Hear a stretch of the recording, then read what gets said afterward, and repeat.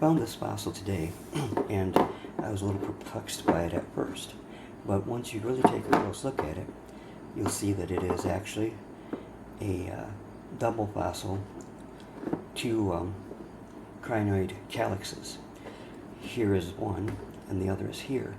Inside, you can see that the arms, if you will, of the crinoid, one of the crinoids is here, and I want to open it up so that the arm, here's some more of the arms, so that the arms can be more plainly seen.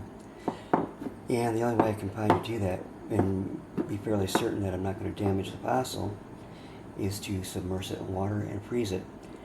I'm hoping that it'll break it apart. If it doesn't do it the first time, it may take repetitive freezings, if you will. So I will come back later, might be a couple days later actually, when this has been solidly frozen, and we'll see what has happened. From what I've been told, you should place the fossil in a container and then completely submerge the fossil specimen in water, and then we will we'll let it set for a while so that the cracks in it absorb more of the water, and then we will put it in the freezer and see what happens.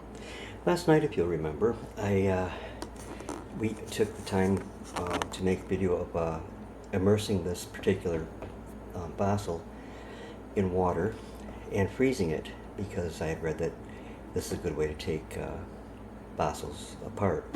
This had a hairline crack in it already, and I suspected it was a crinoid head. I wish I would have had the camera earlier, because I took it out of the ice. I let it just naturally melt. I took it out of the ice, and I have almost like a geologist hammer here, and I gave it one little crack right across here, just one really light tap, and it came apart. And inside, here's a beautiful head from a crinoid plant. Absolutely beautiful piece. And then on this other side, as you'll see, is ridging.